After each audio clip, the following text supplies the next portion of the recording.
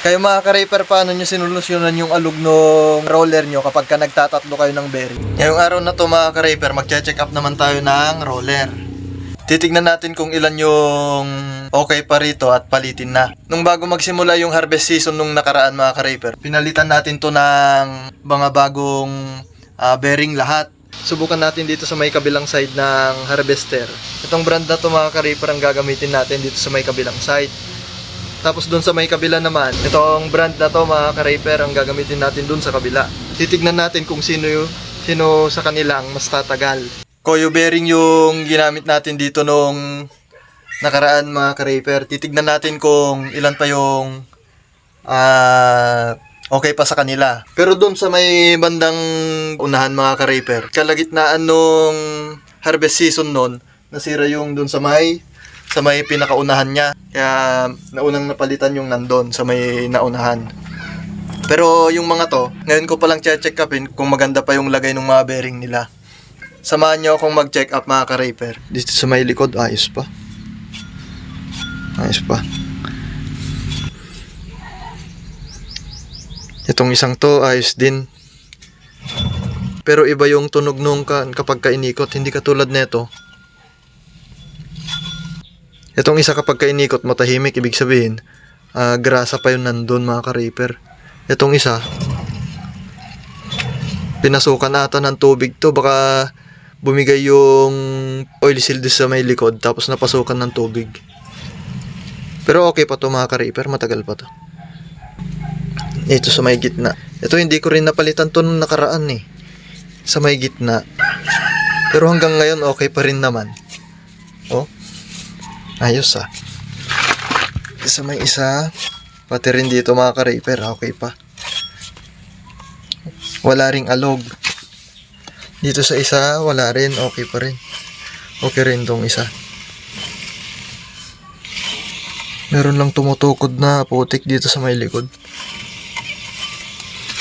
Ito yung napalitan mga ka-raper nun. Ang ginawa ko rito, tinatlo ko na yung bearing. Ang dami sa mga ka-raper natin ang nagsasabing tatluhin yung bearing para mas matibay. Kaso nga lang, ang nangyari yung spacer dun sa likod lang ang nilagay ko.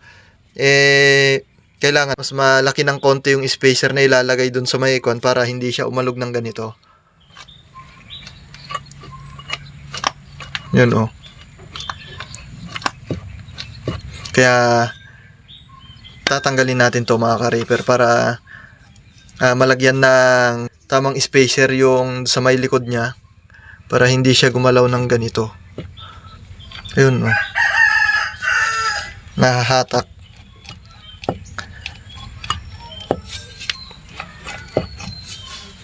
Pero bago yung bearing nito mga ka-raper. Ayun nga lang, nahahatak siya kasi yung spacer dun sa may maliit. Tanggalin natin to.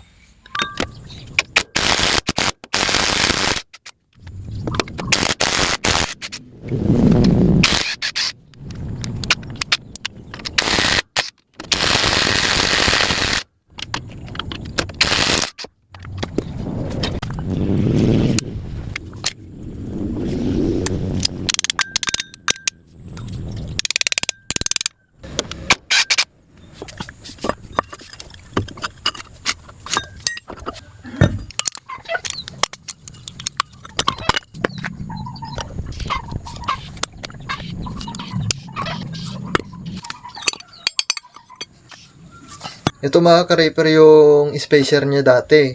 Tapos ito naman yung bearing. Kapag kinumpara natin na ganyan, yung bearing tapos yung spacer, mas makapal yung spacer mga ka-raper. Sapat na yung gap na to para umalog yung roller.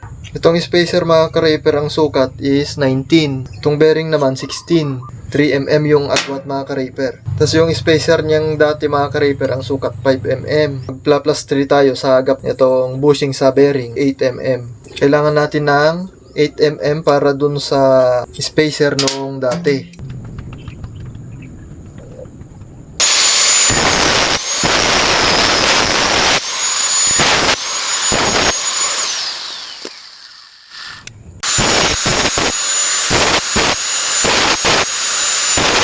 Ayan mga ka-raper, tapos na. Ayun. 8mm mga ka-raper yung sukat. Ito, hindi na natin gagamitin to, yung itong isa. Ito na lang. Para hindi na umalog yung roller natin. Kabit na natin mga ka-raper.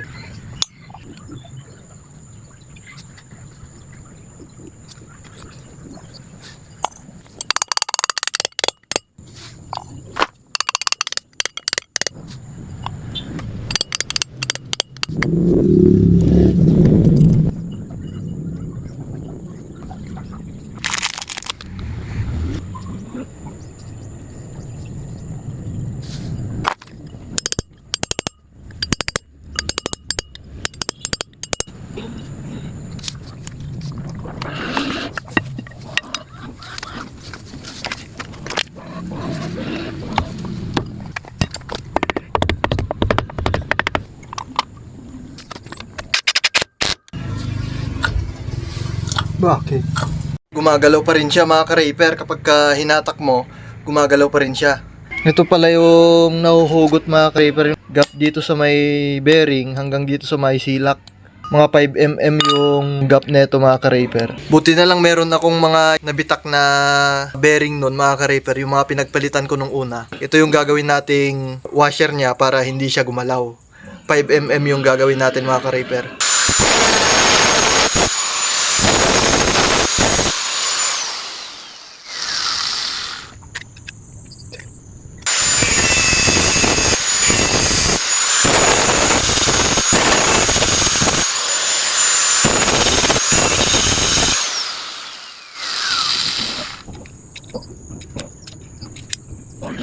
Ayun ka-raper, tapos na. Ikabit na natin mga ka-raper.